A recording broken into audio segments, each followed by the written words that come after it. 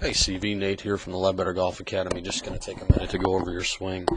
Um, Looked at it a few times from both angles, both clubs. Looks like you're hitting maybe a 7-iron here. And I've got to tell you, the thing I like the most looks to be your tempo. Of course, that's a little bit difficult to judge on video. Of course, we don't know exactly the frames per second, what the camera's shooting at. But looks like you have a nice smooth swing. But I got to tell you, there's one thing that really sticks out at me, and I'm going to show you this here up close so you can really see here. And I don't know if anyone's ever tried to work with you on it, but your grip is very, very weak. And when I say weak, I don't mean to imply that you're not holding the club tight enough, but simply that your hands are rotated to the left on the club. So, I understand that we got to zoom in just a little bit here, and it's going to make the video a little bit blurrier, but I really think this is important for you to see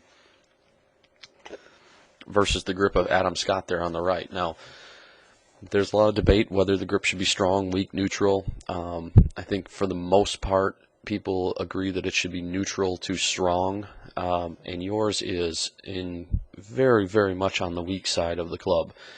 And I'm going to show you how this impacts your swing in a second here, but I want to leave this image up on the right here for you so you can see what your future model grip should look like. A couple things to note.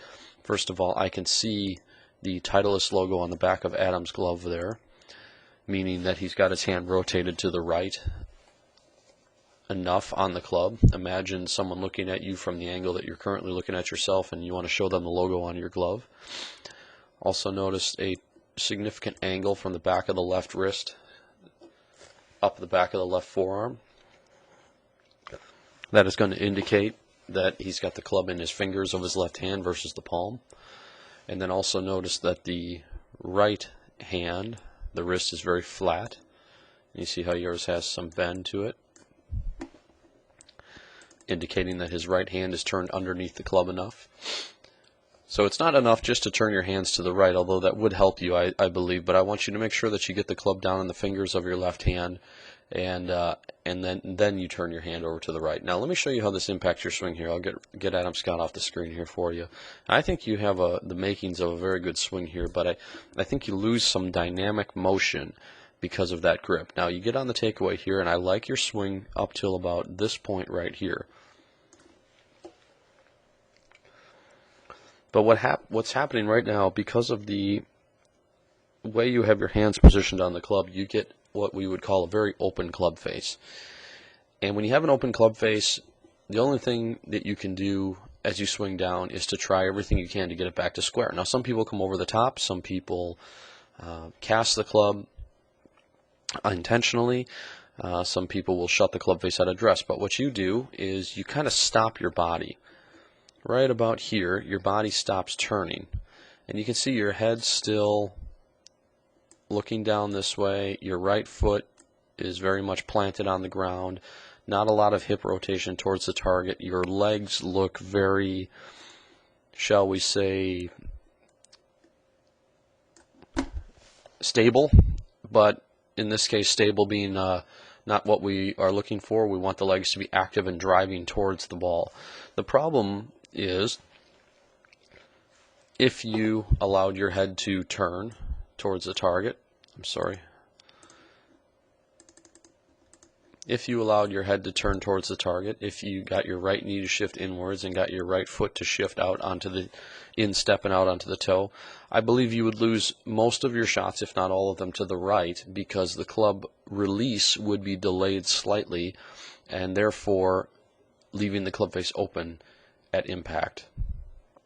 So you kind of have two wrongs to make a right here, if you will, and I say that, and I want you to know that I do think you have a good golf swing, but I would like to see a stronger grip and a stronger club face, and then you can really work on unwinding your body as you swing down much more aggressively than you can right now.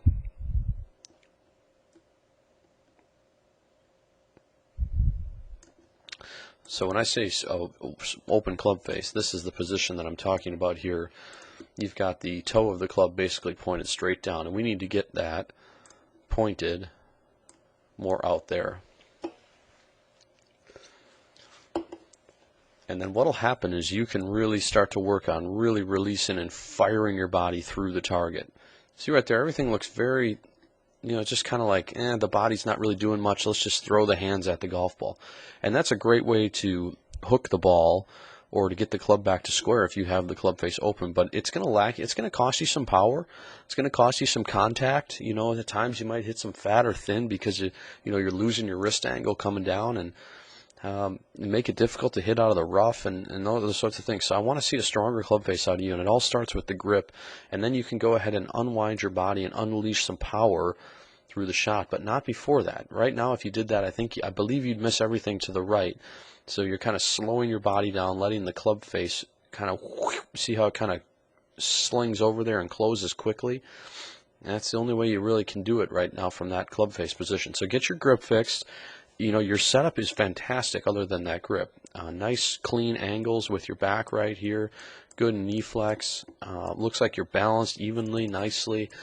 But when you start swinging through it, and the same thing with the driver, you've got to get yourself to a point where you're allowing your head to turn and look down that target line a little bit, letting your right knee get in towards your left knee and letting you get up on your right toe a little bit instead of just flat-footed.